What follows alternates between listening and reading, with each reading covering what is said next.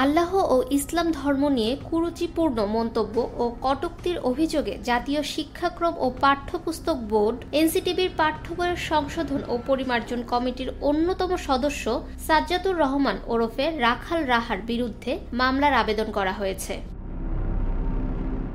মঙ্গলবার দুপুরে চাঁপাইনবাবগঞ্জের শিবগঞ্জ থানায় এই মামলার আবেদন করা হয়। জানা যায়, গত 17 ফেব্রুয়ারি সাজ্জাদুর রহমান ওরফে রাখাল রাহা ইসলাম ধর্মকে হেয় প্রতিপন্ন করে ফেসবুকে একটি পোস্ট দেন। এ নিয়ে বিভিন্ন সামাজিক যোগাযোগ মাধ্যম ও গণমাধ্যমে সংবাদ প্রকাশের পর মামুনুর রশিদ নামের এক ব্যবসায়ী এই মামলার আবেদন করেন। মামলার বাদী মামুনুর রশিদ জানান, আল্লাহ ও ইসলাম ধর্মকে নিয়ে কটূক্তির কারণে শিবগঞ্জ থানায় একটি মামলার আবেদন করা হয়েছে। তদন্ত করে দ্রুত সময়ের মধ্যে এনসিটিবির পাঠ্য বইয়ের সংশোধন ও পরিমার্জন কমিটির অন্যতম সদস্য সাজ্জাদুর রহমান ওরফে রাখাল রাহাকে গ্রেফতার করে আইনের আওতায় নিয়ে আসতে হবে। রাসূলকে নিয়ে কটূক্তি করেও যে এরকম একটা দায়িত্বশীল জায়গার মধ্যে কিভাবে থাকতে পারে, এটা আমাদের প্রশ্ন।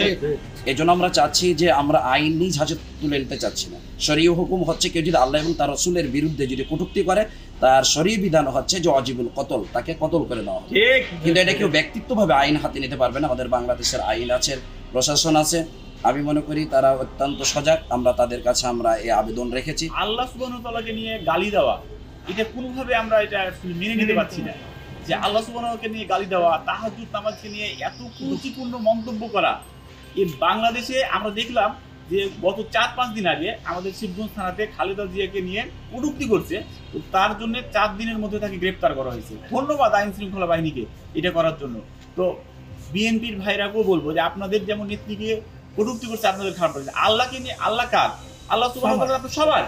সুতরাং সকল মুসলিমের প্রাণের দাবি, আল্লাহকে নিয়ে যে বাজে মন্তব্য করতে পারে তাকে অনতিবিলম্বে গ্রেপ্তার করে আইন অনুযায়ী তাকে শাস্তির দাবি জানার জন্য আমরা আজকে শিবগঞ্জ থানাতে এই মামলাটা দায়ের করলাম।